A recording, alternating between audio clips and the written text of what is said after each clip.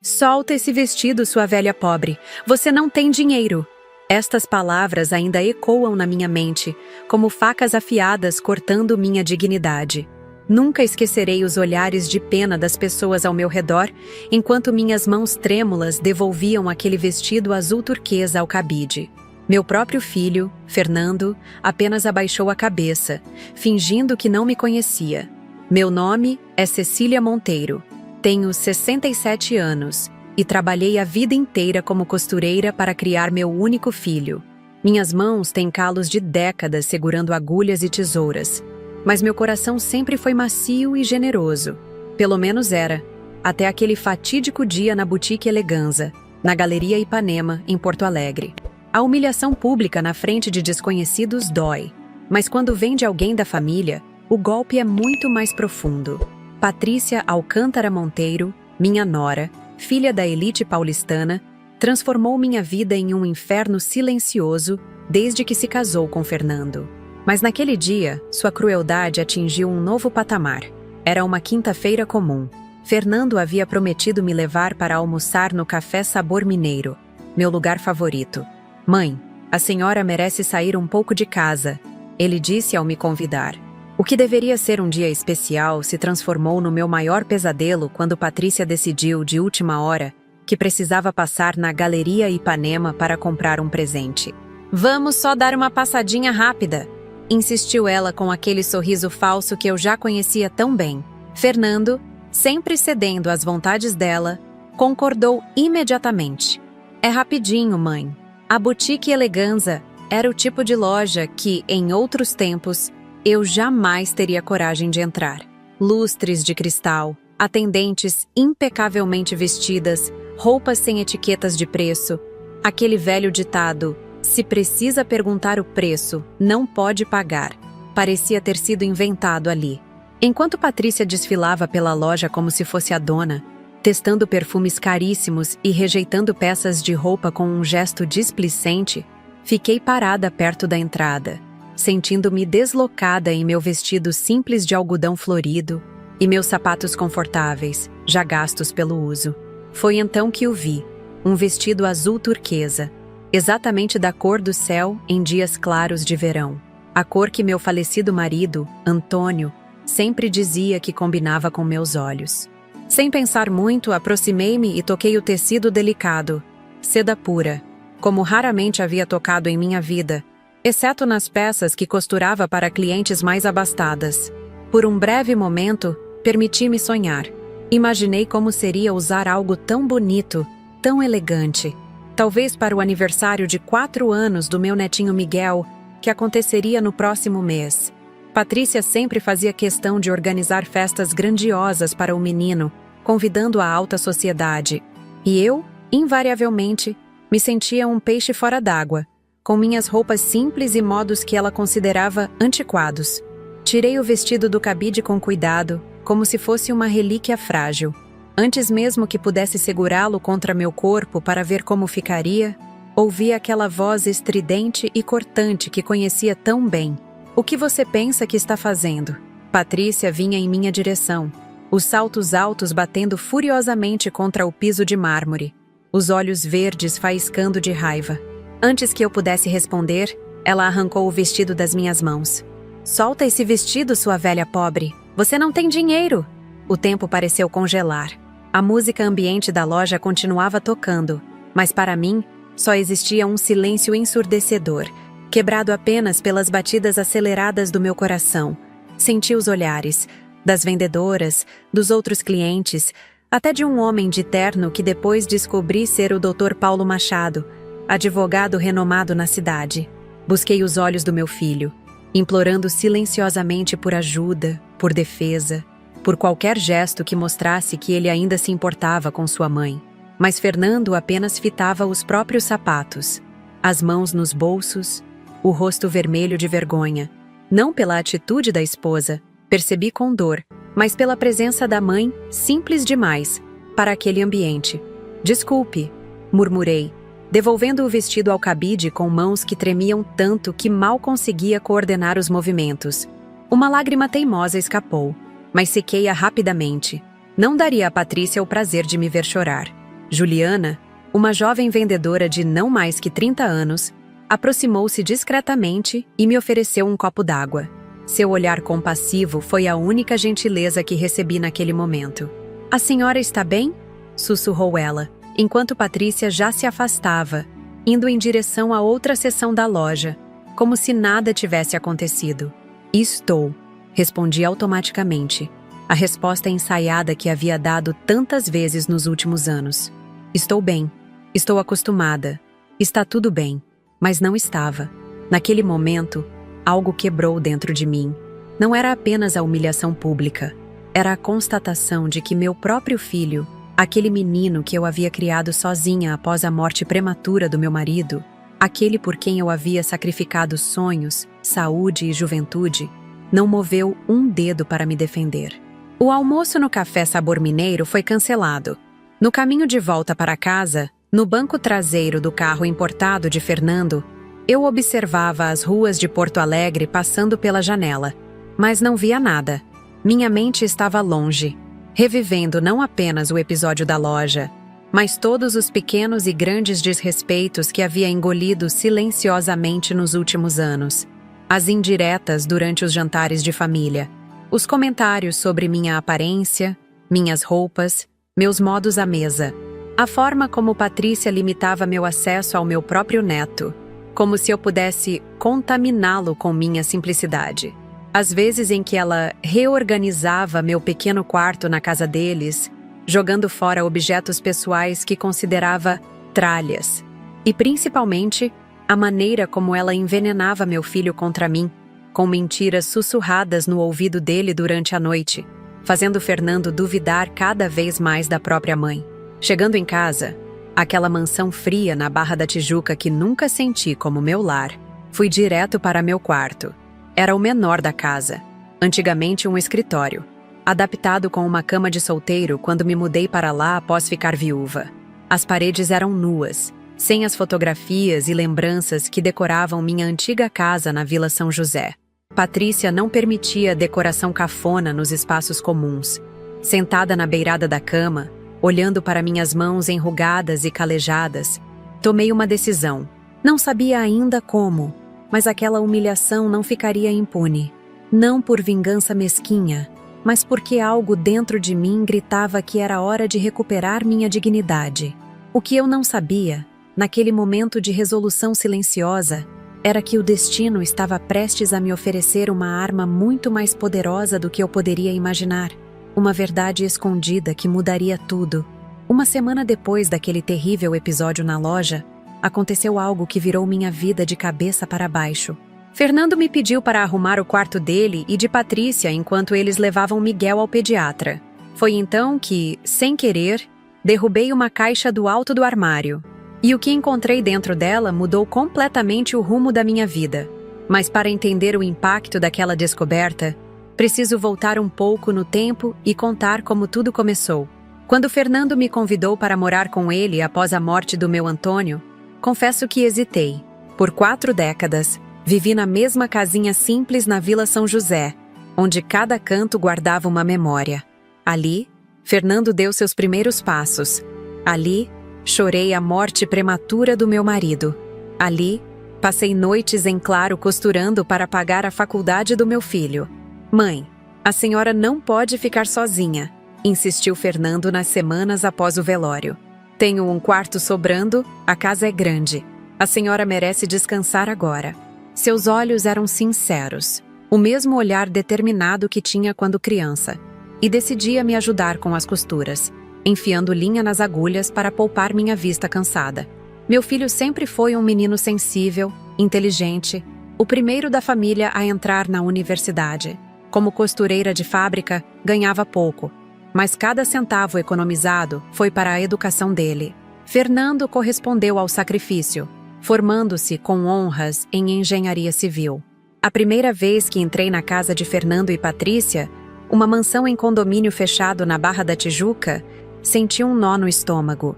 Pisos de mármore italiano, obras de arte nas paredes, uma vista deslumbrante para o mar. Era um mundo tão distante do meu que me senti uma intrusa antes mesmo de cruzar a soleira.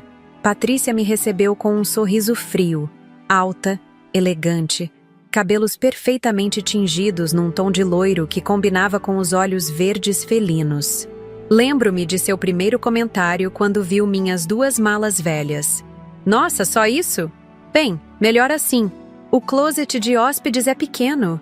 Naquela primeira semana, ela fez questão de estabelecer as regras da casa. Eu não deveria usar a cozinha principal, apenas a pequena copa dos fundos. O jardineiro passava as terças e quintas, a faxineira diariamente. Eu não deveria interferir no trabalho deles. E mais importante, não deveria superestimular o pequeno Miguel, que na época tinha apenas 1 ano. Ele tem uma rotina, Dona Cecília.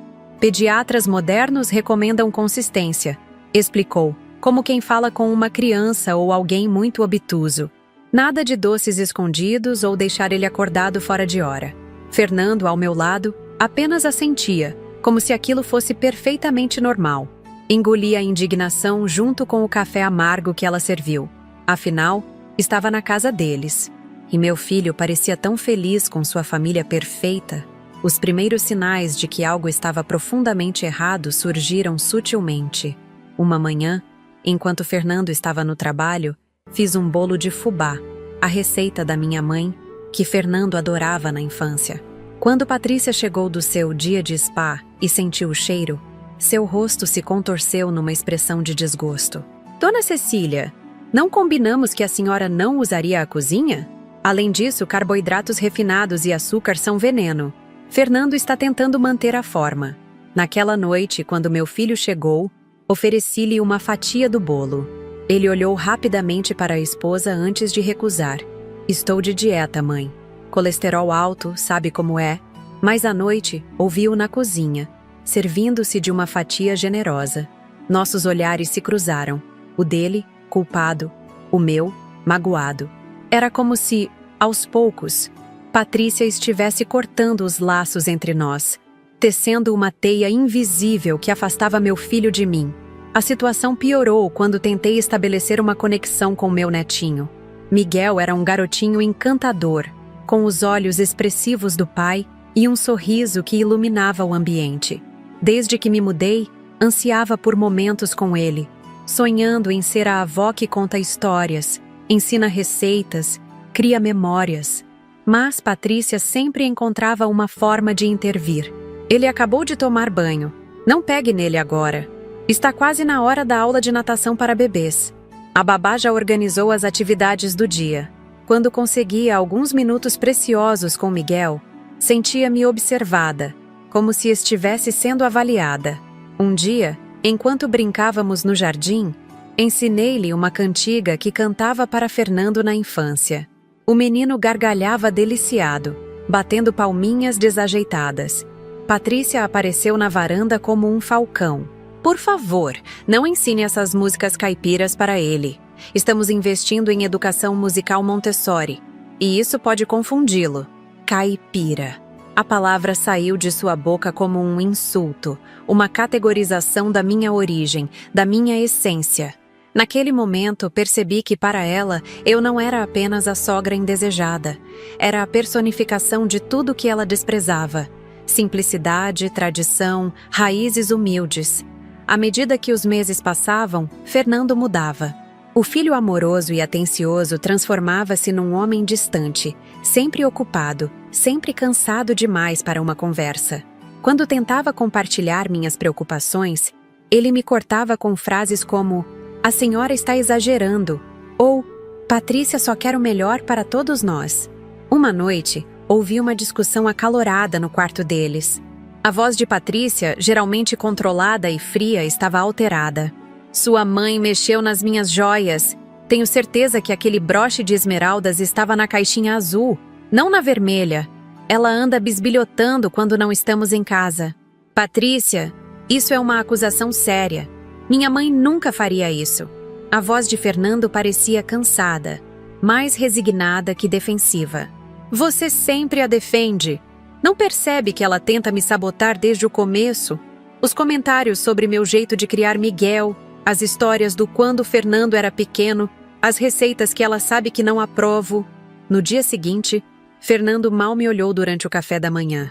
Tentei puxar conversa, perguntar sobre seu novo projeto no trabalho, mas ele respondeu com monossílabos.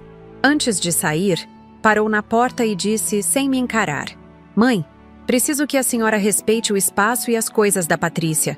Esta é a casa dela também." Senti como se tivesse levado um tapa. Nunca em minha vida tinha pegado algo que não me pertencia. A acusação velada doía mais que qualquer insulto direto. As semanas seguintes foram um inferno silencioso. Patrícia intensificou seu jogo psicológico, escondendo objetos da casa e insinuando que eu os havia movido ou quebrado. Passou a trancar a porta do quarto deles quando saíam, um lembrete constante de que eu não era confiável. O pior veio quando comecei a notar mudanças no comportamento de Miguel comigo. O menino, que antes corria para meus braços quando me via, passou a me olhar com desconfiança, às vezes até chorando quando eu tentava pegá-lo no colo. Numa tarde em que estávamos sozinhos, Fernando no trabalho e Patrícia num almoço com as amigas ricas, ouvi o pequeno dizer com sua voz infantil: "Vovó má, vovó pega minhas coisas." Meu coração despedaçou. Percebi que Patrícia estava envenenando até mesmo a cabecinha do meu neto contra mim. Naquela noite, chorei até adormecer, sentindo-me mais sozinha do que quando perdi meu marido. No dia seguinte, tentei conversar com Fernando. Ele chegou tarde, como sempre, mas o peguei na cozinha, comendo um sanduíche rápido. "Filho, precisamos conversar. Patrícia está colocando ideias na cabeça do Miguel sobre mim, coisas que não são verdade." Fernando suspirou, esfregando os olhos cansados. "Mãe, Miguel tem 3 anos. Crianças dessa idade fantasiam, misturam realidade com imaginação. A senhora está sendo paranoica." "Paranoica? Fernando, seu filho me disse que eu pego as coisas dele. Ele tinha medo de mim. Uma criança não inventa isso sozinha. O que a senhora está insinuando? Que Patrícia fica falando mal da senhora para um bebê?" Sua voz elevou-se. Algo raro para meu filho, geralmente contido. "Sempre foi assim, mãe. A senhora nunca aceitou meu casamento. Nunca deu uma chance para Patrícia. Como pode dizer isso? Eu só quero..." "Chega!" Ele bateu a mão na mesa, fazendo-me recuar assustada. "Estou farto desses dramas. Patrícia está certa. A senhora parece não entender que esta não é sua casa, que existem regras aqui." Recuei como se tivesse sido atingida fisicamente. Aquele não era meu filho. Era um estranho, moldado por anos de manipulação sutil. "Me desculpe por ser um fardo", murmurei, levantando-me para sair da cozinha. "Mãe, espere." Sua voz suavizou-se um pouco. "Não é isso. Só estamos todos cansados. Amanhã conversamos melhor." Mas o amanhã nunca chegava para nossas conversas. Fernando partia cedo para o trabalho e voltava tarde, muitas vezes quando eu já estava recolhida em meu pequeno quarto. Foi nesse clima tenso que ocorreu o episódio da Boutique Eleganza. A humilhação pública foi apenas o estopim de anos de pequenas crueldades, de um processo calculado de apagamento da minha existência, da minha importância na vida do meu filho e neto. No dia seguinte àquele fatídico episódio na loja, eu estava quieta em meu quarto quando Fernando bateu à porta. Seu rosto tinha aquela expressão que eu conhecia bem, culpa misturada com irritação. "Mãe, Patrícia e eu vamos levar Miguel ao pediatra. A senhora poderia arrumar nosso quarto enquanto estamos fora? A faxineira está de folga hoje." Uma parte de mim queria recusar, dizer que não era empregada deles. Mas outra parte, talvez a mãe que nunca deixou de existir, queria qualquer oportunidade de mostrar valor, de ser útil para o filho que estava escapando entre meus dedos. "Claro, filho. Pode deixar." Ele assentiu, sem me olhar nos olhos, e saiu. 15 minutos depois, ouvi o carro partindo. Entrei no quarto principal com cuidado, quase como uma intrusa. Era um ambiente que refletia perfeitamente Patrícia. Frio, impessoal, impecavelmente decorado, sem uma única fotografia ou objeto que contasse uma história. Troquei os lençóis, limpei as superfícies, organizei as revistas de decoração e moda que ela colecionava. Foi quando notei uma pequena irregularidade no forro do guarda-roupa. Uma das tábuas superiores parecia ligeiramente desalinhada. Usando uma cadeira para alcançar, tentei ajustá-la. Foi então que a caixa caiu. Uma caixa de sapatos cara, daquelas que vêm com seda por dentro, escondida atrás de bolsas de grife. O conteúdo espalhou-se pelo chão, envelopes, documentos, algumas fotografias. Apressei-me em recolher tudo, temendo que Patrícia descobrisse que eu havia mexido ali. Foi quando um envelope chamou minha atenção. Trazia o logotipo de um laboratório médico renomado e estava endereçado a Fernando. Não pretendia bisbilhotar, juro por tudo que é sagrado, mas o envelope estava aberto, e algo me dizia que seu conteúdo era importante. O que vi ali mudou tudo. Era um teste de DNA, datado de 3 anos atrás, quando Miguel ainda era um bebê. As palavras saltavam da página como se estivessem em neon. Probabilidade de paternidade, 0%. Meu neto, aquele menino que eu amava com cada fibra do meu ser, não era filho do meu Fernando. Minhas mãos tremiam tanto que quase deixei o papel cair. Junto ao teste havia extratos bancários mostrando transferências mensais para uma conta em nome de Gustavo Meireles. Reconheci o nome imediatamente. Era o ex-sócio de Fernando na construtora, aquele que saiu da sociedade há cerca de 4 anos, pouco antes do casamento de Fernando e Patrícia, após uma desavença que meu filho nunca quis detalhar. Havia também fotografias que uma mãe nunca deveria ver envolvendo seu filho. Patrícia e Gustavo, em situações íntimas, em um quarto de hotel que reconheci como parte de um resort de luxo, onde Fernando mencionou ter passado um fim de semana de negócios há alguns anos. A verdade atingiu-me como um soco. Patrícia traía meu filho desde o início. Miguel era fruto dessa traição. E o pior, Fernando sabia. Sabia e escolheu criar o menino como seu, enquanto pagava ao verdadeiro pai para manter-se afastado. Sentei-me na beirada da cama, tentando respirar. Tantas coisas faziam sentido agora. O afastamento de Fernando, sua complacência com os abusos de Patrícia, sua recusa em enfrentá-la. Não era apenas manipulação, era chantagem emocional. Ela o mantinha refém desse segredo terrível. Com mãos trêmulas, devolvi tudo à caixa e a coloquei de volta no lugar. Desci da cadeira, sentindo minhas pernas fracas, e sentei-me novamente na cama, tentando processar aquela descoberta devastadora. Como eu poderia olhar para meu filho agora, sabendo do fardo que ele carregava silenciosamente? Como poderia continuar vivendo sob o mesmo teto que aquela mulher que não apenas me desprezava, mas havia traído e humilhado meu filho da pior maneira possível? Mas algo mais nasceu dentro de mim naquele momento. Uma resolução, uma força que não sabia que ainda possuía. Patrícia poderia ter virado meu filho contra mim, poderia ter me humilhado publicamente, mas agora eu tinha algo que ela não esperava: a verdade. E com essa verdade viria minha redenção. Naquela noite, quando eles voltaram, agi normalmente. Servi o jantar, brinquei com Miguel, suportei os olhares frios de Patrícia, mas por dentro, eu fervilhava. Um plano começava a se formar. Eu precisava de mais informações, de provas mais concretas. E principalmente precisava descobrir se aquela farsa continuava. Se Patrícia ainda mantinha contato com Gustavo. A resposta veio de uma fonte inesperada. Apenas uma semana depois. Estava eu na fila do caixa do supermercado quando ouvi alguém chamar meu nome. Dona Cecília, a senhora se lembra de mim? Virei-me e reconheci imediatamente aqueles olhos gentis.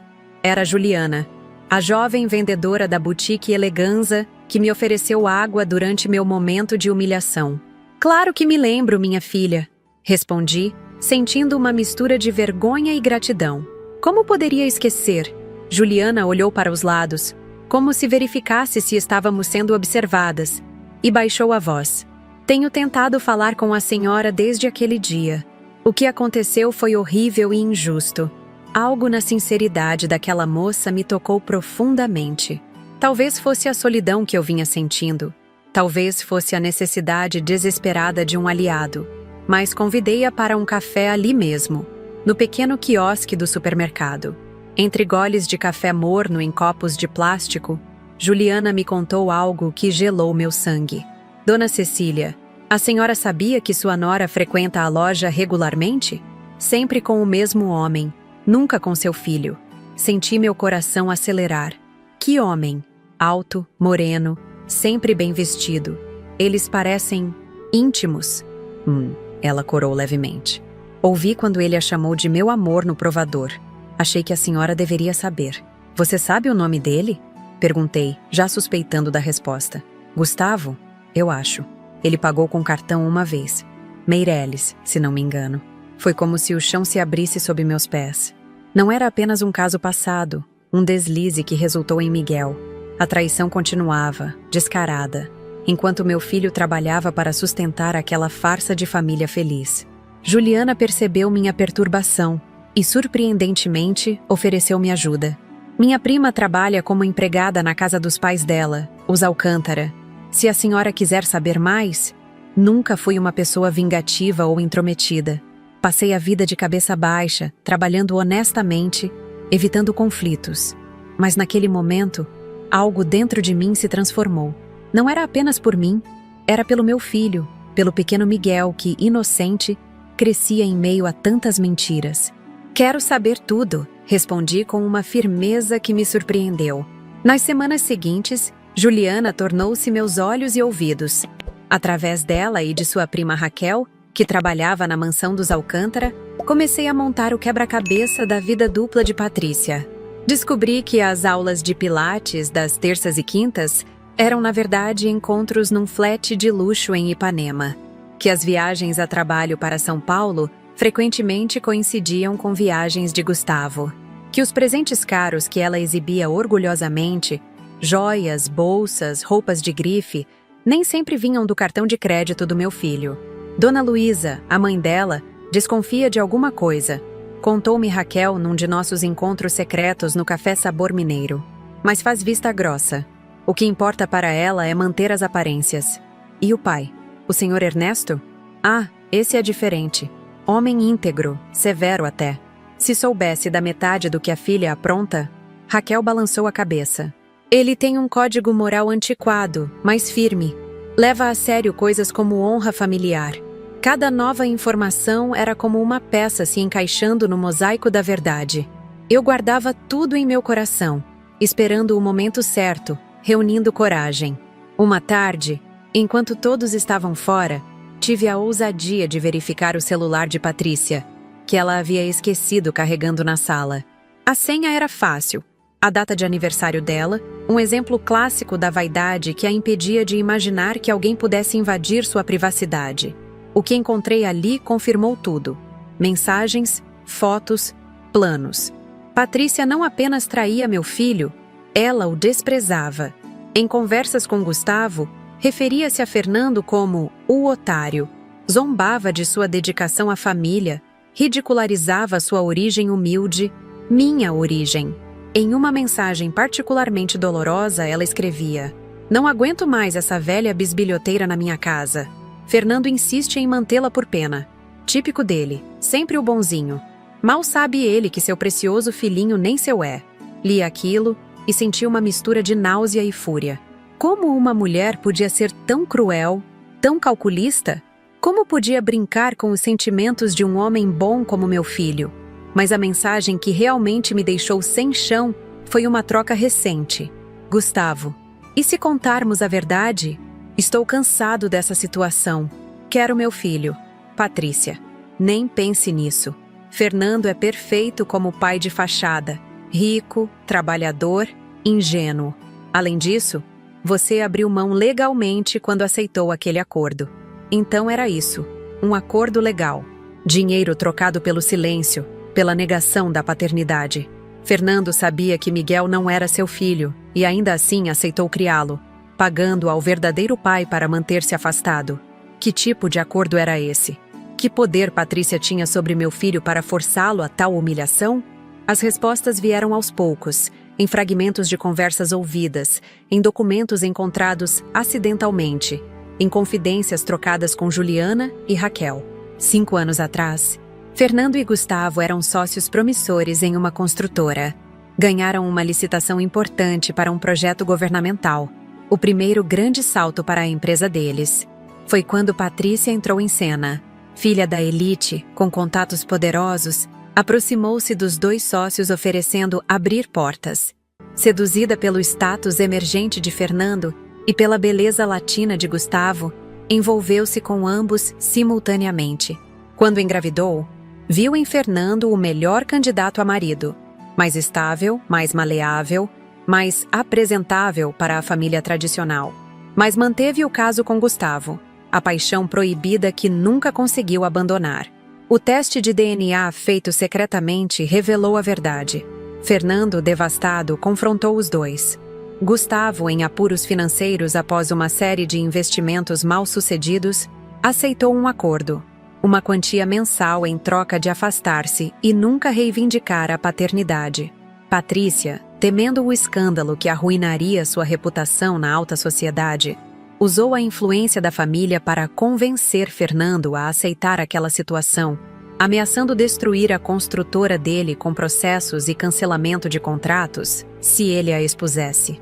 Meu filho, encurralado e já emocionalmente envolvido com o bebê que acreditava ser seu, aceitou aquele pacto diabólico.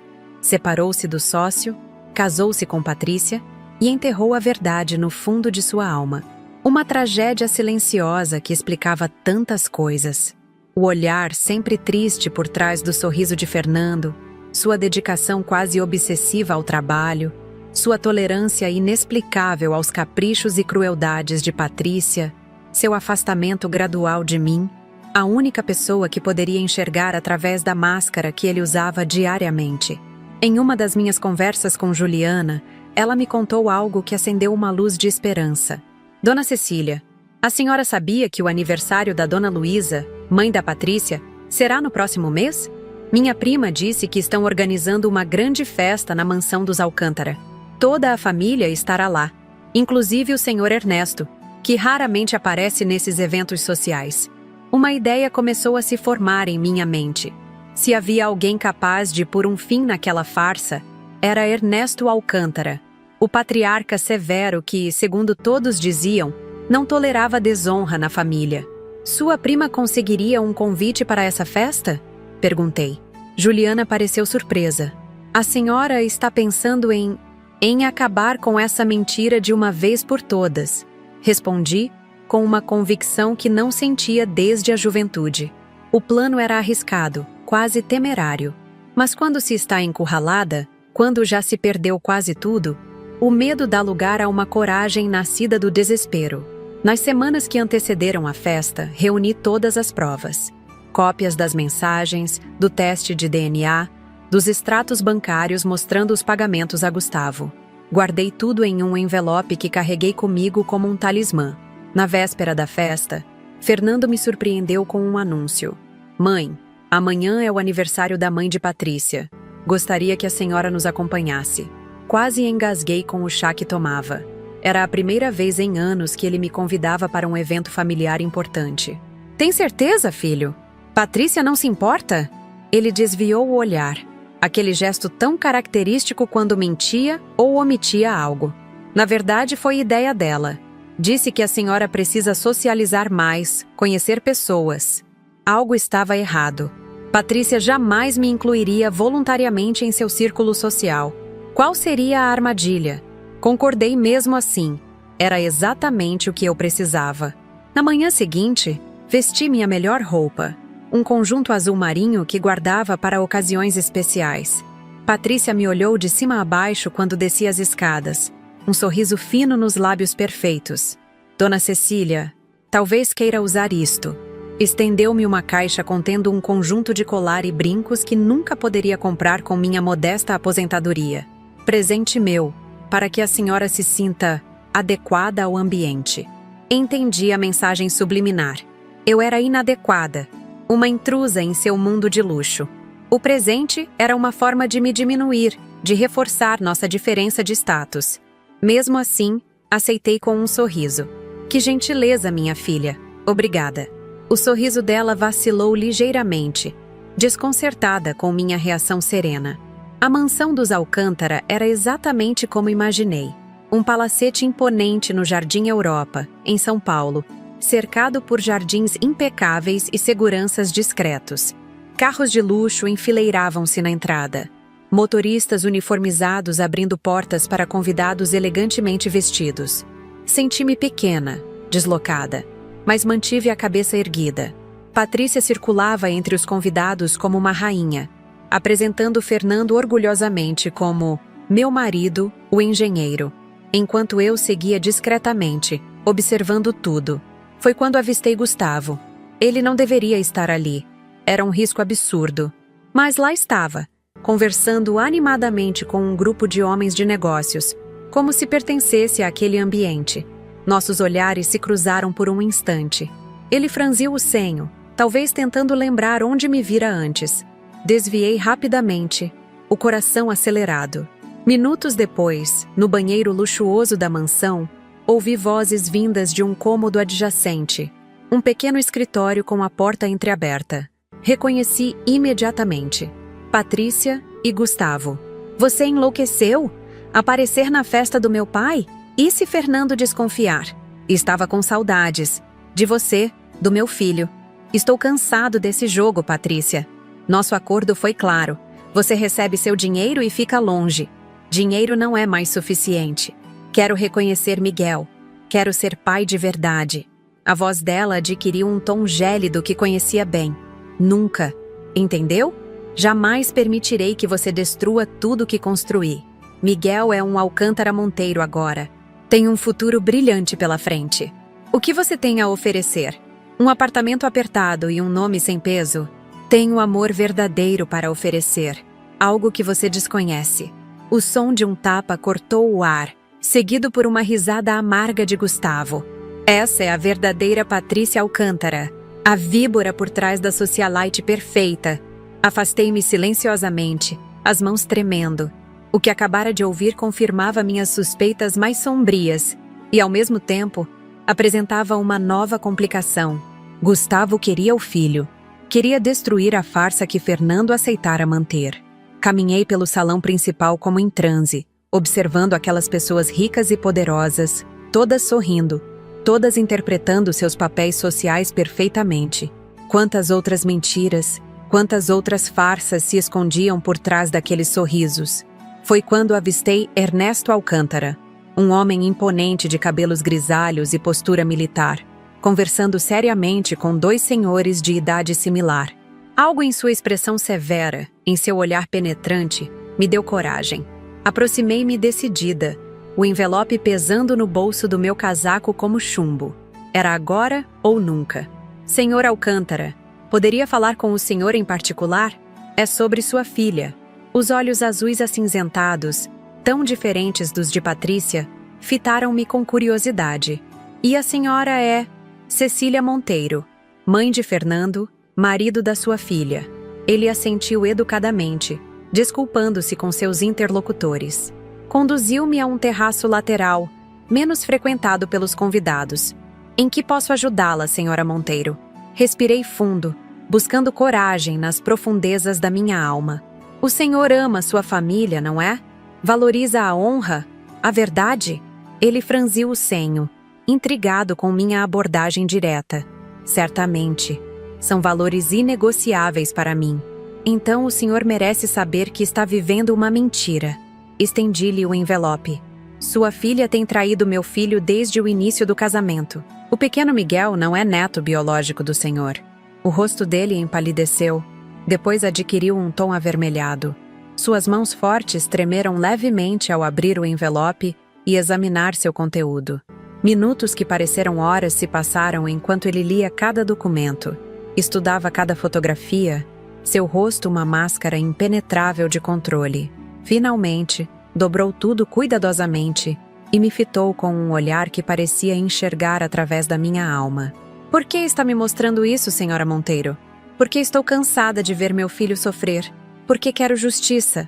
Porque acredito que o senhor, diferente da sua esposa, não toleraria tamanha desonestidade em sua família. Ele assentiu lentamente. A senhora tem razão. Não tolero.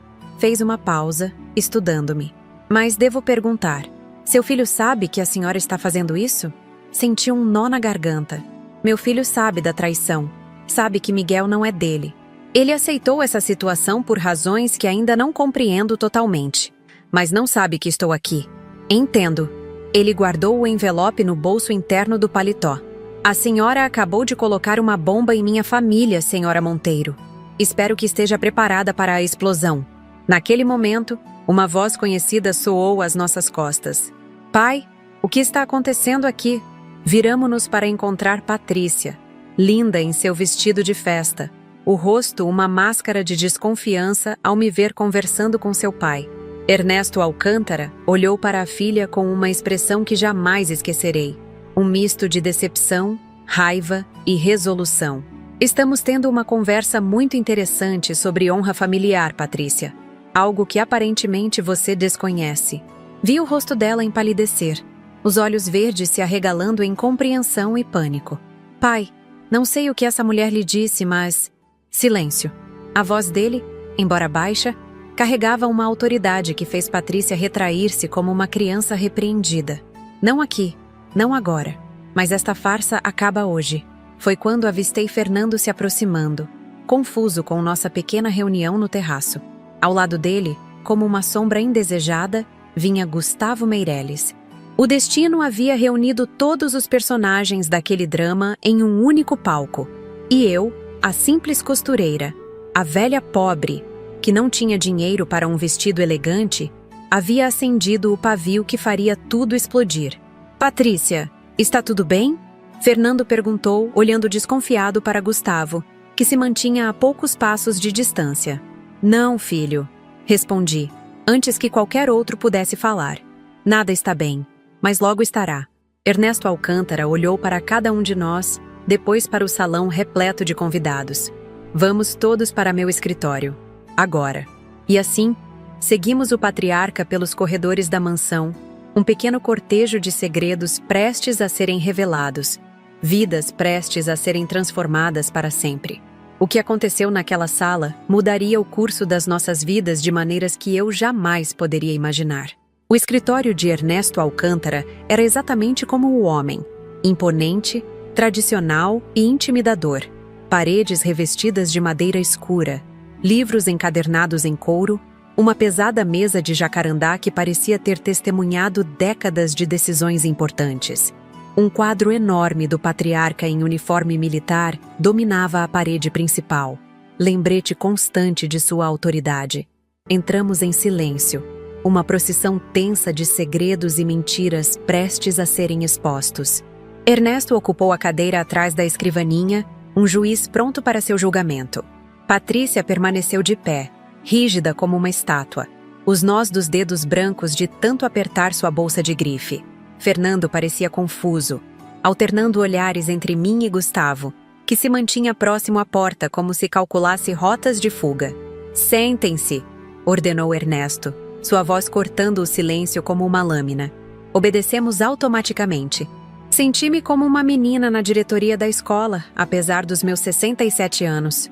Patrícia, começou ele, os olhos fixos na filha. A mãe do seu marido acaba de me mostrar algo perturbador. Retirou o envelope do bolso interno do paletó, colocando-o sobre a mesa como se fosse uma bomba prestes a explodir. Gostaria de explicar isso antes que eu abra novamente? Vi o pânico crescer nos olhos de minha nora. Aqueles mesmos olhos que tantas vezes me fitaram com desprezo. Pai, seja lá o que esta mulher lhe mostrou, são mentiras. Ela nunca aceitou meu casamento. Sempre tentou afastar Fernando de mim. Sua voz, normalmente controlada, tinha um tom agudo de desespero. Mentiras? Ernesto abriu o envelope, espalhando seu conteúdo sobre a mesa. Tenho aqui um teste de DNA provando que meu suposto neto não carrega o sangue dos Monteiro. Tenho extratos bancários mostrando pagamentos regulares ao Sr. Meireles aqui presente.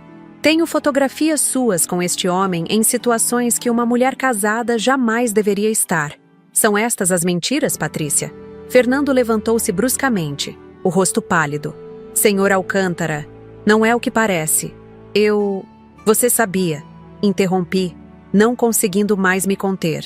Fernando, por favor, chega de mentiras. Encontrei os documentos no quarto de vocês. Sei que aceitou criar Miguel mesmo sabendo que não é seu filho biológico. Teu filho me olhou como se eu tivesse acabado de esfaqueá-lo pelas costas. A dor em seus olhos quase me fez recuar, mas era tarde demais. A verdade, como água represada, agora fluía incontrolável. Isso é verdade, Fernando? A voz de Ernesto era baixa, perigosa. Meu filho passou a mão pelo rosto. Subitamente envelhecido 10 anos. Sim, descobri logo após o nascimento de Miguel. Patrícia, eu o amava. Patrícia explodiu, lágrimas arruinando sua maquiagem perfeita. Amo Fernando, sempre amei. Foi um erro, um único erro. Um erro de 3 anos. Gustavo finalmente falou, sua voz carregada de amargura. Um erro que resultou no meu filho, que você me proibiu de conhecer, de criar. Calado! Patrícia virou-se para ele, furiosa. Você aceitou o acordo, aceitou o dinheiro, porque estava falido e desesperado. Gustavo avançou um passo. Porque você ameaçou nunca me deixar ver o menino se eu não cooperasse. Porque seu pai aqui presente. Apontou para Ernesto. Tem influência suficiente para destruir qualquer chance de recomeço que eu tivesse no ramo. Ernesto Alcântara ergueu uma sobrancelha, genuinamente surpreso. Usei minha influência contra você, Sr. Meireles. Esta é a primeira vez que ouço tal absurdo. Não você diretamente, Gustavo respondeu. Patrícia disse que usaria o nome da família, os contatos do pai, para garantir que eu nunca mais trabalhasse na construção civil se tentasse reivindicar meu filho. Todos os olhares se voltaram para Patrícia, que agora parecia acuada. Era necessário, ela sussurrou, para proteger a família, para evitar o escândalo. Para proteger sua reputação, você quer dizer, corrigi, incapaz de conter a indignação, para manter seu estilo de vida, seu status social. A senhora não entende nada! Patrícia gritou, apontando um dedo acusador para mim. Cresceu em outro mundo, costurando para sobreviver. Não sabe o que significa carregar um nome como Alcântara. As expectativas, as obrigações. Minha filha nunca falaria assim. Ernesto interrompeu, sua voz gélida. Os Alcântara têm um lema. Honra acima de tudo. Onde está sua honra, Patrícia? O silêncio que seguiu foi ensurdecedor. Patrícia parecia diminuir fisicamente sob o olhar acusador do pai. Fernando, que permanecera calado, finalmente falou. Aceitei a situação porque amo Miguel. Desde o primeiro momento em que o segurei, ele era meu filho. Não importa o que um teste de DNA diga. Virou-se para mim, olhos marejados. Mãe, por que fez isso? Por que não conversou comigo primeiro? Senti meu coração apertar. Filho, tentei tantas vezes. Você não me ouvia mais. Patrícia virou você contra mim, fez você duvidar de tudo que eu dizia. Porque ela é manipuladora, intrometida. Patrícia explodiu novamente. Chega, Patrícia! A voz de Ernesto ribombou pelo escritório. Seu comportamento envergonha nosso nome. Nome, sempre o maldito nome. Ela murmurou, lágrimas agora correndo livremente. Nunca fui boa o suficiente para carregar o nome Alcântara, não é, pai? Nunca fui o filho homem que o senhor queria. Vi algo quebrar nos olhos de Ernesto. Uma fissura na fachada de patriarca autoritário, revelando por um instante o pai magoado por baixo. Isso não tem nada a ver com você ser mulher, Patrícia. Tem a ver com caráter, com decência básica. Ele respirou fundo, retomando a compostura. A questão agora é, o que faremos a respeito? Gustavo deu um passo à frente. Quero meu filho. Quero poder conhecê-lo, conviver com ele. Miguel só conhece Fernando como pai, argumentei, preocupada com meu neto em meio àquela confusão toda. Tem apenas 3 anos. Como explicaríamos? Com a verdade, respondeu Ernesto, surpreendendo a todos. Apropriada à idade dele, obviamente, mas verdade. Mentiras só geram mais mentiras, como estamos vendo. Fernando levantou-se, passando as mãos pelos cabelos em um gesto de desespero. Não vou abrir mão do meu filho. Biológico ou não, sou pai dele. Estive presente em cada momento, cada febre, cada pesadelo. Ninguém está sugerindo que você se afaste, Fernando, disse Ernesto em tom conciliador. Mas o Sr. Meireles tem direitos legais que foram negados através de um acordo questionável, para dizer o mínimo. Patrícia levantou-se subitamente, o rosto contorcido numa máscara de fúria e desespero. Isso é ridículo. Vamos destruir a vida de uma criança por causa de DNA? Miguel é um Alcântara Monteiro. Tem um futuro brilhante pela frente. Vai estudar nas melhores escolas, herdar empresas. O que Gustavo pode oferecer? Um apartamento apertado e um nome sem peso? Posso oferecer amor verdadeiro. Gustavo repetiu as mesmas palavras que eu ouvira antes no corredor. Algo que você desconhece, Patrícia. Foi quando a porta do escritório se abriu sem aviso. Luísa Alcântara, mãe de Patrícia, entrou como um furacão, elegante em seu vestido de festa. Ernesto, o que está acontecendo? Os convidados estão perguntando por você, pelo amor de Deus. É meu aniversário, esqueceu? Seu olhar percorreu a sala, detendo-se em cada rosto, até pousar nos documentos espalhados sobre a mesa. Reconhecimento e horror surgiram em seus olhos. Não, ela sussurrou. Não aqui, não hoje. Você sabia, afirmou Ernesto. Não uma pergunta, mas uma constatação dolorosa. Sabia disso tudo. Luísa endireitou a postura, o queixo erguido em desafio. Soube quando descobri. Fiz o que qualquer mãe faria. Protegi minha filha. Mentindo? Encobrindo traição e fraude? Isso não é proteção, Luísa. É cumplicidade. O embate entre o casal de patriarcas adicionou nova camada de tensão ao ambiente já sufocante.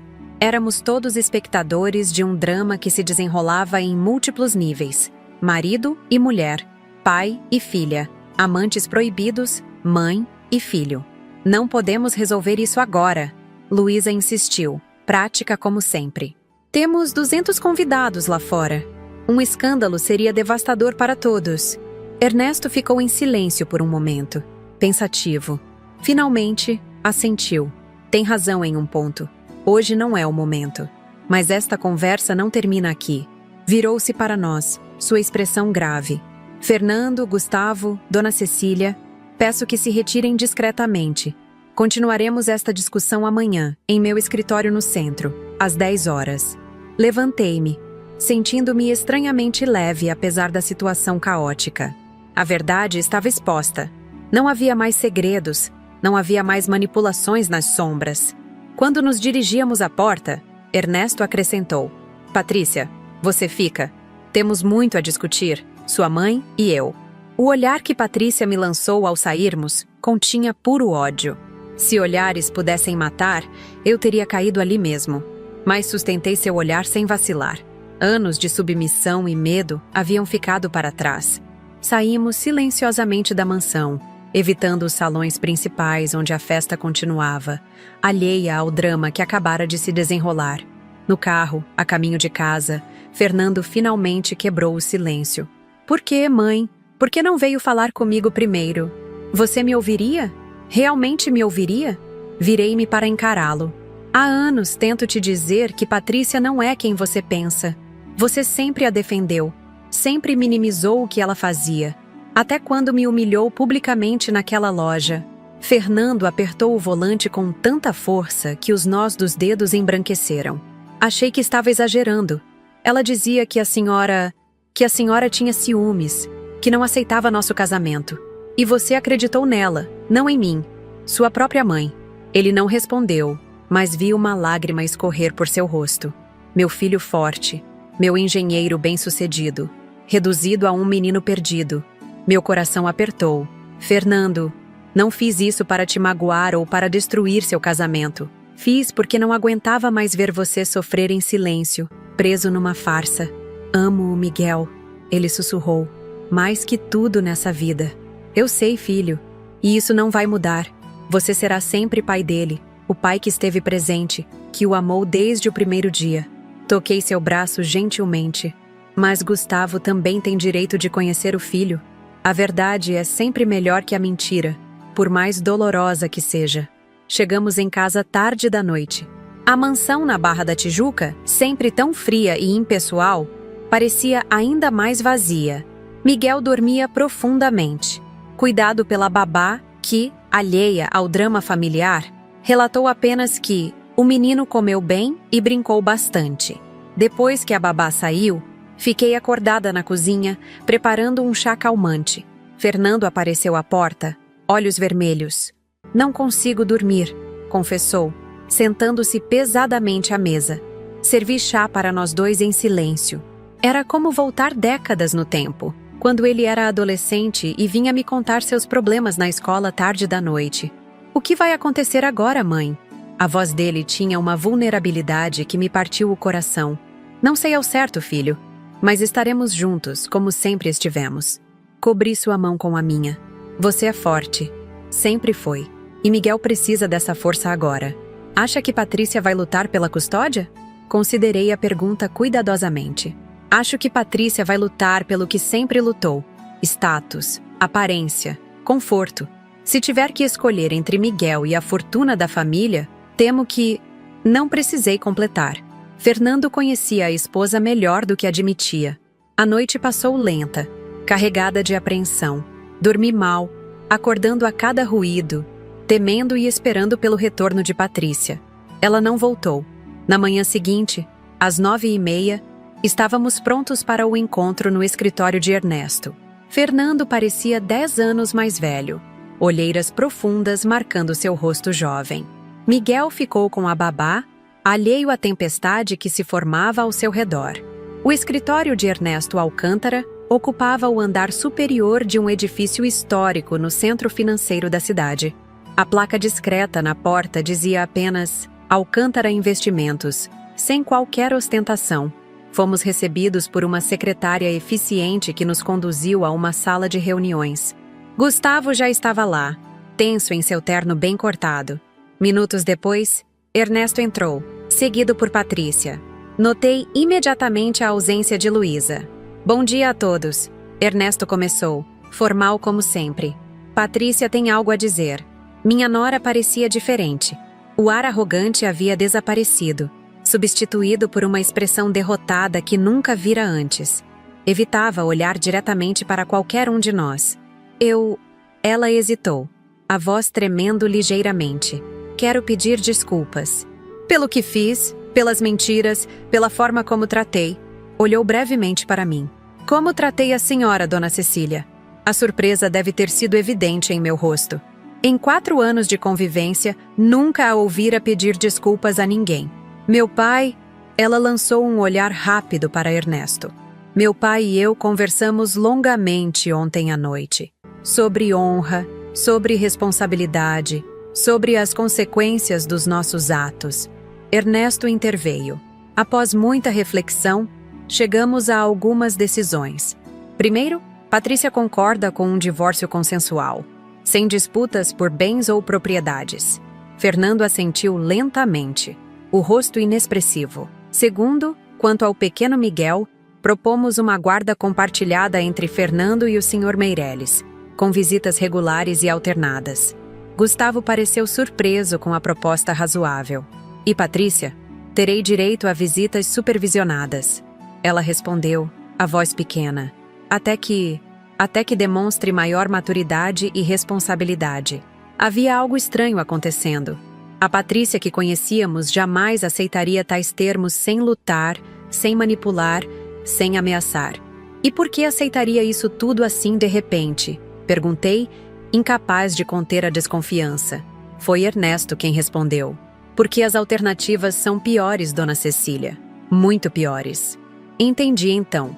O patriarca havia usado sua influência, não para destruir Gustavo como Patrícia ameaçara, mas para controlar a própria filha. Que poder um pai conservador como ele teria sobre uma filha da alta sociedade? O mesmo de sempre. Dinheiro e status.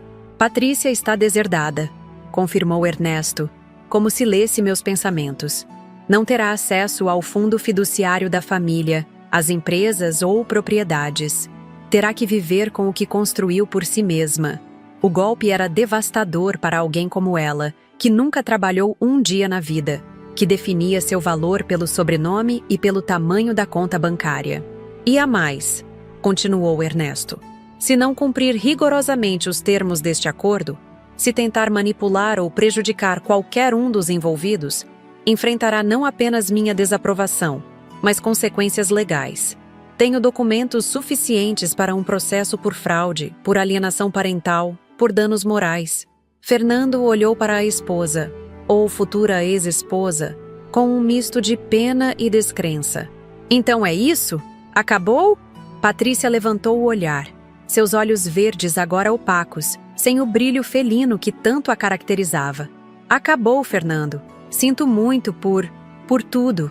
Saímos daquela sala de reuniões como sobreviventes de um naufrágio, abalados, exaustos, mas de alguma forma aliviados por estarmos vivos. Na calçada, antes de nos separarmos, Gustavo aproximou-se de mim. Obrigado, disse simplesmente, por ter tido a coragem que nenhum de nós teve. Assenti em silêncio. Não havia feito por ele, mas pelo meu filho, pelo meu neto, e sim, por mim mesma também. No caminho de volta para casa, observei o perfil do meu filho enquanto ele dirigia em silêncio. Havia dor em suas feições, sem dúvida, mas também um alívio sutil, como quem finalmente se livra de um peso que carregou por tempo demais. E agora? Perguntei suavemente. Fernando respirou fundo. Agora, mãe. Começamos de novo, todos nós. Ao chegarmos em casa, Miguel correu para os braços do pai, rindo daquela forma despreocupada que só as crianças conseguem. Fernando o abraçou forte, os olhos fechados, como se segurasse o mundo inteiro. Naquele momento, soube que ficaríamos bem. A estrada seria difícil, cheia de curvas e obstáculos, mas estávamos finalmente no caminho certo. E eu, a velha pobre que não podia comprar um vestido elegante, tinha recuperado algo muito mais valioso que qualquer peça de roupa: minha dignidade, minha voz e o amor do meu filho. Os meses seguintes ao confronto na sala de reuniões foram como aprender a andar novamente depois de uma longa doença. Cada passo era incerto, doloroso às vezes, mas necessário para recuperar nossa força. O divórcio foi finalizado com surpreendente rapidez. Patrícia, despojada do apoio financeiro da família, não estava em posição de fazer exigências. Fernando manteve a casa na Barra da Tijuca, embora tenha decidido vendê-la poucos meses depois. Muitas lembranças ruins, explicou ele, enquanto embalávamos nossas coisas. Precisamos de um lugar que seja verdadeiramente nosso. Encontramos um apartamento aconchegante em Botafogo, com 3 quartos, um para Fernando, um para Miguel, e pela primeira vez em anos, um quarto verdadeiramente meu, com espaço para uma pequena máquina de costura que meu filho insistiu em comprar para mim. Para a senhora fazer o que sempre amou, mãe, disse ele, com aquele sorriso que me lembrava tanto do menino que criei. A adaptação de Miguel à nova realidade foi surpreendentemente tranquila. Crianças têm uma resiliência que nós, adultos, frequentemente subestimamos. Fernando e Gustavo concordaram em introduzir gradualmente a verdade, com a ajuda de uma psicóloga infantil. Miguel, você sabe que famílias vêm em todos os tipos, não é?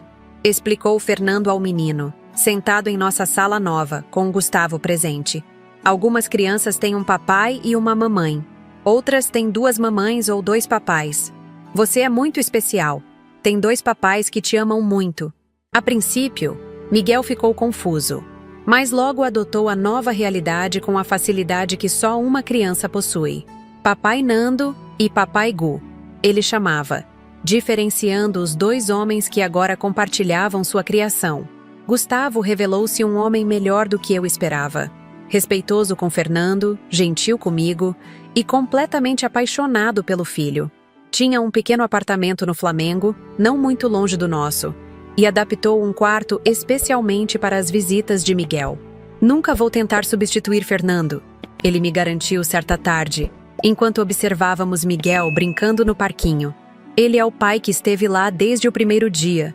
Só quero ser parte da vida do meu filho. Confesso que demorei a confiar nele completamente. Afinal, ele havia sido cúmplice da traição que tanto machucou meu filho. Mas com o tempo, seu compromisso genuíno e seu respeito pelos limites estabelecidos me convenceram de suas boas intenções. Patrícia, por outro lado, desapareceu quase completamente de nossas vidas nas primeiras semanas. As visitas supervisionadas que lhe foram concedidas raramente aconteciam. Ela sempre tinha uma desculpa, uma viagem, um compromisso inadiável. Ela não sabe como ser apenas mãe, comentou Fernando uma noite, após Miguel perguntar por ela pela 3ª vez naquela semana. Sem o status, sem o dinheiro, sem o controle, ela está perdida. Eu sabia que ele estava certo. Patrícia sempre vira Miguel como um acessório, uma peça no tabuleiro de sua vida perfeitamente orquestrada. Agora que o tabuleiro havia sido virado, ela não sabia mais como jogar. As poucas vezes que a vi durante aquele período, fiquei chocada com sua transformação. A mulher elegante e altiva que me humilhara na boutique Eleganza parecia ter murchado. Roupas ainda caras, mas não mais de última coleção. O cabelo perfeito, mas sem o brilho de antes. Era como se uma luz tivesse se apagado dentro dela. Não senti prazer com seu declínio, como talvez tivesse imaginado que sentiria. Apenas uma estranha compaixão, o tipo que só vem com a idade e a experiência. Ela havia construído sua identidade inteira sobre bases falsas: aparência, status, poder. E quando essas bases ruíram, não sobrou muito. Numa tarde chuvosa de junho, cerca de 3 meses após o divórcio, recebi uma visita inesperada em nosso novo apartamento. Fernando estava no trabalho e Miguel passava o dia com Gustavo. Eu aproveitava o tempo sozinha para trabalhar em um vestido que estava costurando para mim mesma, o primeiro em muitos anos. A campainha tocou e, ao abrir a porta, encontrei Patrícia.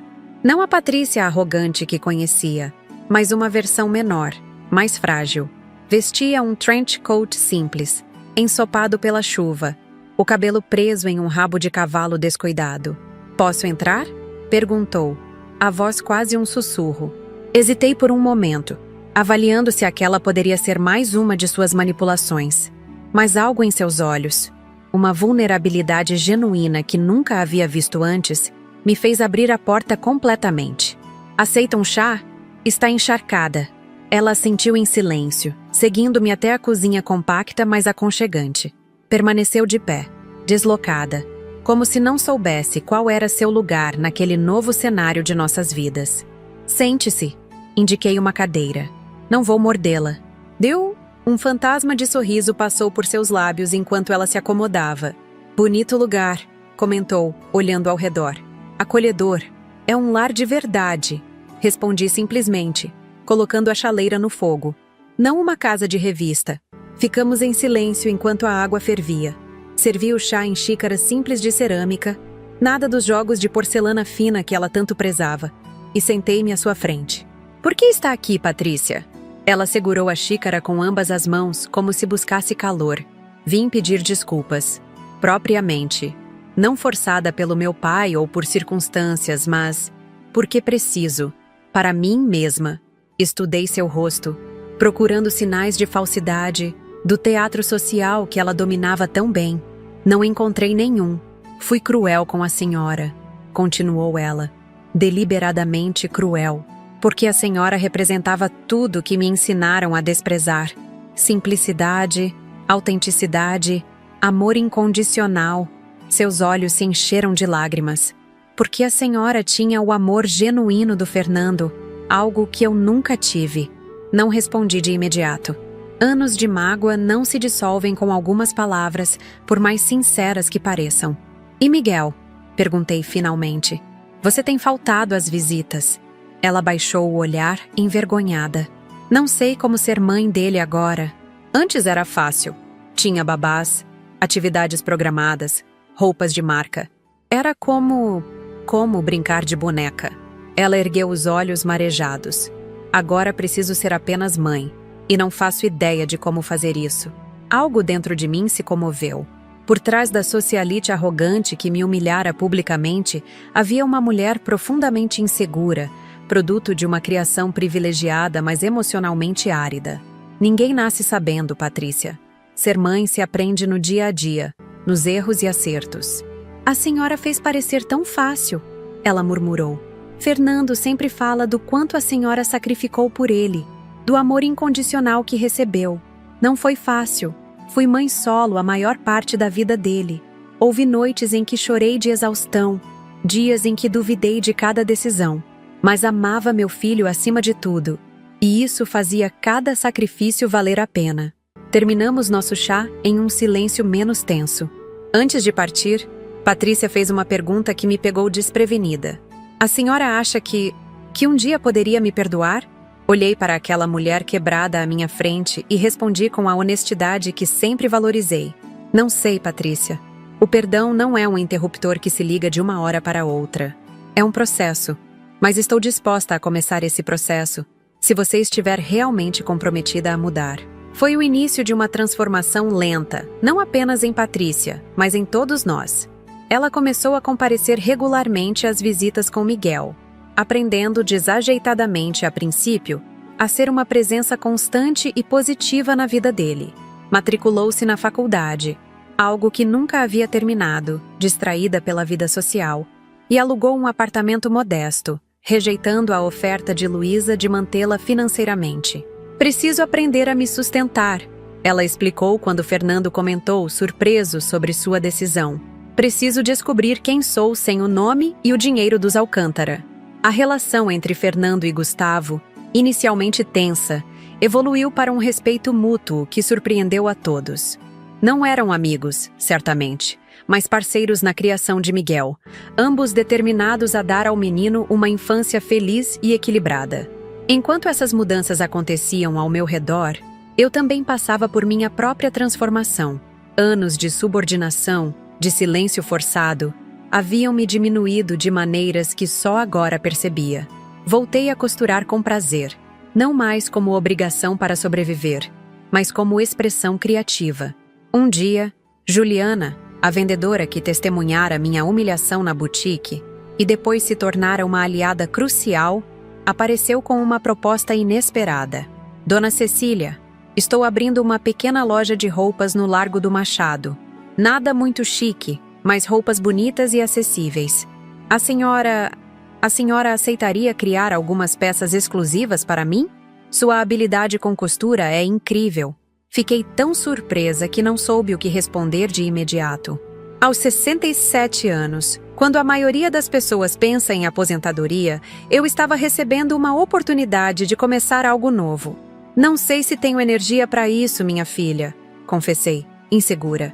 A senhora não precisa trabalhar em tempo integral, apenas algumas peças por mês no seu ritmo. Mas acredito que seus modelos seriam um diferencial. Há muitas mulheres maduras que não se identificam com as roupas jovens das lojas de departamento, nem podem pagar as boutiques caras. Consultei Fernando, que me incentivou entusiasticamente.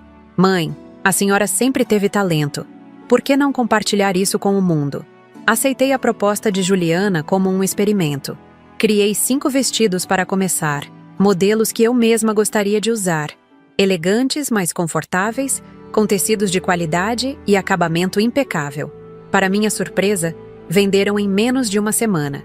Precisamos de mais, exclamou Juliana radiante. As clientes estão perguntando quando chegarão novos modelos da linha Cecília. Assim nasceu, quase por acidente, o Ateliê Renascer. O nome foi sugestão de Fernando. Porque é isso que a senhora está fazendo, mãe. Renascendo depois de tantos anos. No início, trabalhava em casa, no pequeno espaço que adaptei no meu quarto. Mas logo o volume de pedidos cresceu, e Juliana sugeriu que eu ocupasse o quartinho nos fundos da loja. Assim as clientes podem conhecê-la, ver o processo de criação. Era assustador e emocionante ao mesmo tempo. Eu, que passara anos escondida nas sombras, agora estava literalmente em uma vitrine. Meu trabalho e minha história expostos para quem quisesse ver. O ponto de virada veio 6 meses depois, quando uma revista local fez uma pequena matéria sobre a costureira que transformou humilhação em sucesso. A jornalista, uma mulher sensível de meia-idade, contou minha história com respeito e admiração, destacando não a humilhação que sofri, mas a resiliência que demonstrei depois. Dona Cecília Monteiro nos ensina que nunca é tarde para recomeçar, dizia o último parágrafo. Que nossa dignidade não está nas roupas que vestimos ou no dinheiro que temos, mas na força interior que nos permite seguir em frente, mesmo quando o mundo tenta nos diminuir. A matéria, pequena mas impactante, trouxe uma onda de novas clientes, mulheres de todas as idades que se identificavam com minha história.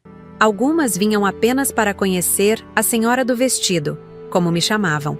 Outras traziam suas próprias histórias de superação, criando uma espécie de comunidade ao redor do pequeno ateliê. Em pouco menos de 1 ano, contratei 2 assistentes, mulheres mais velhas como eu, com habilidade em costura, mas que encontravam portas fechadas no mercado de trabalho devido à idade. Tornou-se mais que um negócio. Era uma missão, mostrar que mulheres maduras têm valor, têm talento, têm muito a oferecer. Em uma tarde quente de março, estava atendendo uma cliente quando a campainha da loja soou. Ergui os olhos e vi Ernesto Alcântara, imponente como sempre em seu terno impecável, mas com algo diferente no olhar. Senhor Alcântara, cumprimentei, surpresa com sua visita. Em que posso ajudá-lo? Ele observou o ateliê com interesse genuíno, notando os vestidos expostos, as máquinas de costura, as mulheres trabalhando nos fundos. Impressionante o que a senhora construiu aqui, dona Cecília. Obrigada, mas duvido que tenha vindo até aqui para ver meus vestidos. Um leve sorriso surgiu em seu rosto geralmente austero. Sempre direta. Gosto disso na senhora. Ele fez uma pausa como se organizasse os pensamentos. Vim para agradecer. De todas as coisas que eu esperava ouvir, aquela era a última. Agradecer? Pelo quê? Por expor a verdade. Por mais dolorosa que tenha sido. Por fazer o que eu, como pai, deveria ter feito há muito tempo. Confrontar minha filha com as consequências de suas escolhas. Ele caminhou lentamente pelo ateliê, observando os detalhes do meu trabalho com olhos apreciadores. Patrícia está mudando, continuou. Realmente mudando. Não apenas fingindo como fez tantas vezes. Está estudando, trabalhando em uma ONG que ajuda mulheres em situação de vulnerabilidade, construindo uma relação genuína com o menino. Fico feliz em ouvir isso, respondi sinceramente. É um processo lento e imperfeito. Há dias ruins, recaídas, mas há progresso real. Ele voltou a me encarar. E a senhora, com sua coragem, catalisou essa mudança. Antes de sair, ele deixou um cartão sobre o balcão. Se algum dia precisar de um investidor para expandir seu negócio, dona Cecília, seria uma honra. Não como caridade, mas como parceria comercial legítima. A senhora tem talento e visão. Aquele encontro inesperado foi o último capítulo de uma história que começara com humilhação, mas terminava com dignidade resgatada. Nunca aceitei a oferta de investimento de Ernesto. Preferi manter o ateliê pequeno, a minha imagem e semelhança. Mas guardei o cartão como um símbolo do quanto a vida pode mudar quando encontramos nossa voz. Miguel completou 5 anos recentemente. É um menino alegre e compassivo, que divide seu tempo entre 3 lares agora. O apartamento que divide com Fernando e comigo, o de Gustavo. E, ocasionalmente, o pequeno apartamento de Patrícia. Surpreendentemente, essa configuração não convencional funciona bem para ele. Tenho muitas pessoas que me amam. Ele explica simplesmente quando alguém questiona. Fernando encontrou um novo amor, uma arquiteta gentil chamada Helena, que chegou a nossas vidas sem alarde e conquistou seu espaço com respeito e carinho. Ela me trata como família desde o primeiro dia, valorizando minha presença na vida de Fernando em vez de vê-la como ameaça. Quanto a mim, aos 68 anos descobri uma nova versão de mim mesma. Uma mulher que não se encolhe, que não silencia, que não pede desculpas por existir. Uma mulher que, após décadas vivendo para os outros, finalmente aprendeu a viver também para si. Ocasionalmente, passo pela Boutique Eleganza no shopping. Nunca entro. Não porque tema ser humilhada novamente, mas porque não preciso mais do que aquele lugar representa. A validação externa, o status, as aparências, nada disso define quem sou. No meu aniversário de 68 anos, Fernando e Helena me deram um presente que me fez chorar. Um vestido turquesa, exatamente da cor que me encantara naquele dia fatídico na loja. Não era o mesmo modelo, claro. Era ainda mais bonito, feito especialmente para mim por uma costureira talentosa que Helena conhecia. Para a senhora usar na sua festa, mãe, disse Fernando, olhos brilhando de emoção.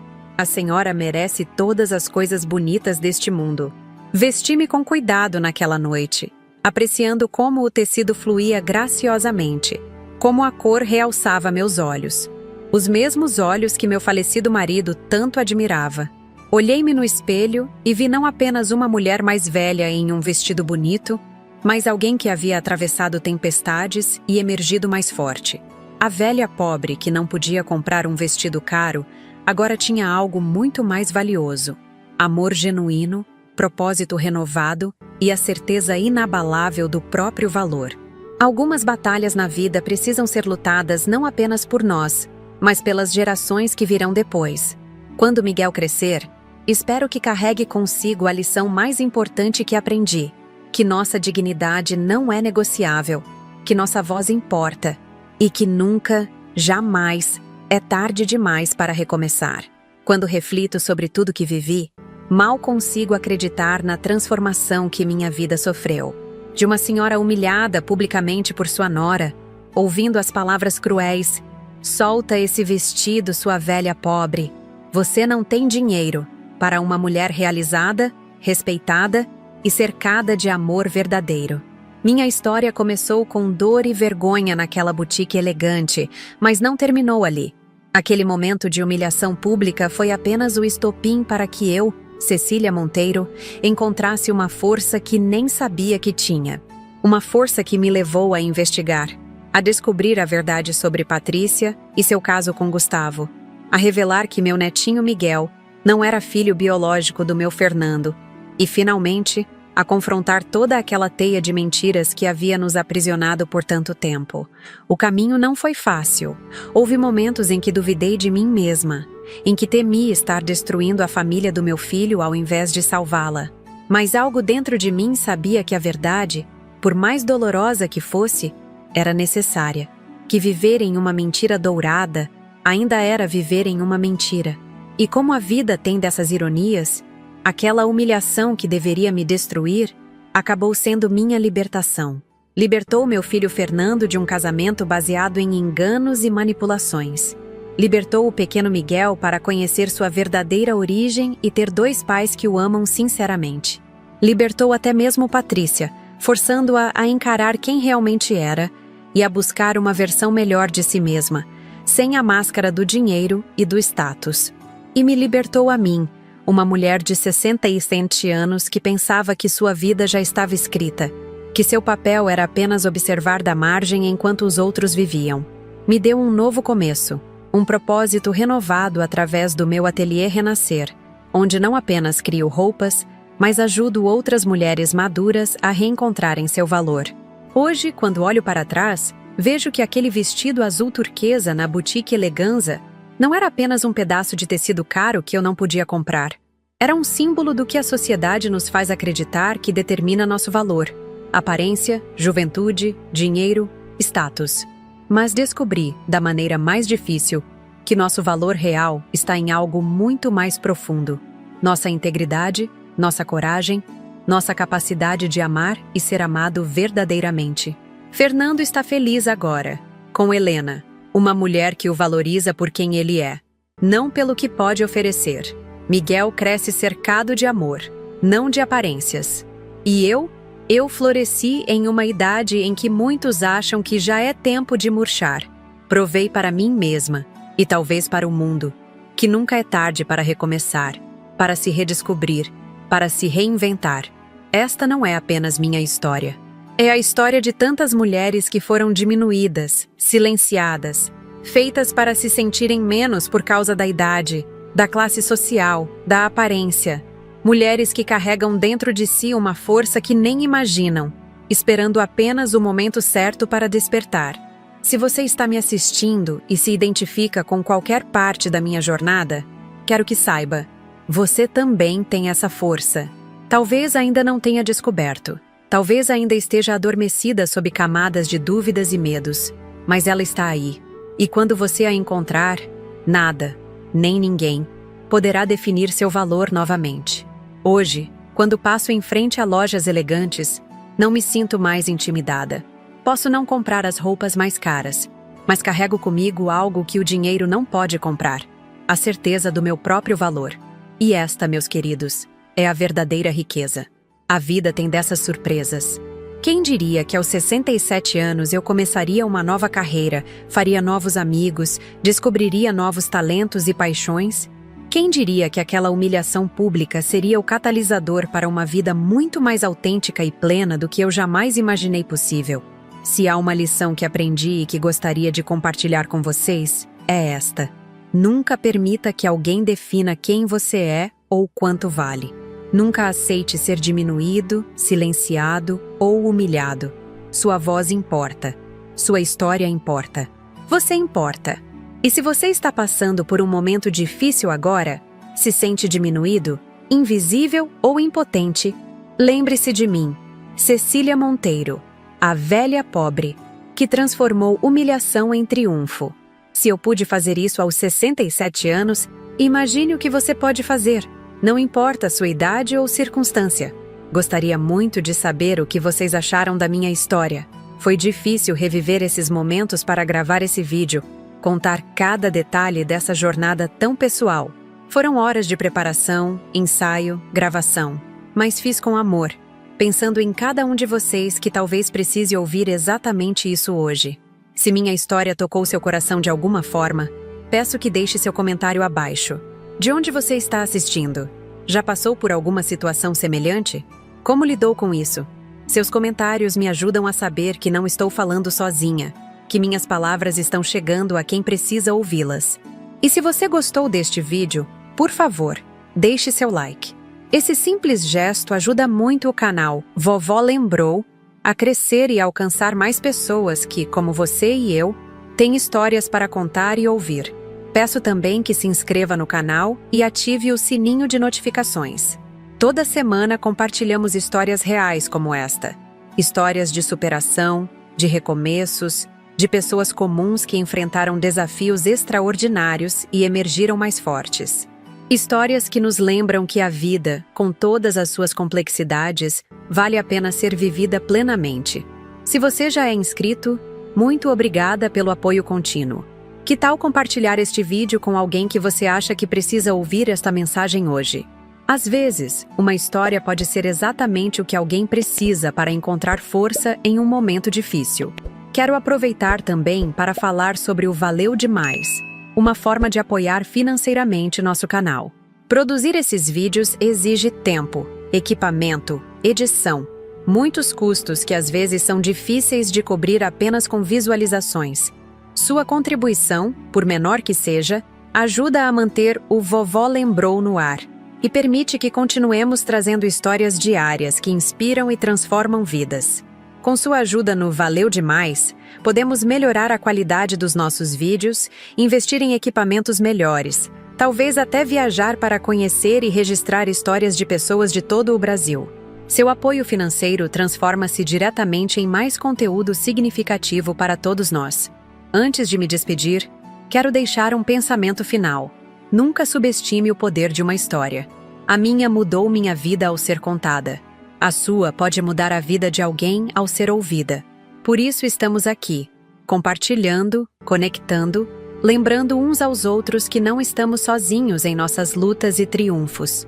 Aqui é Cecília Monteiro, 68 anos, ex-costureira, agora empresária, mãe, avó e, orgulhosamente, uma contadora de histórias no canal Vovó Lembrou.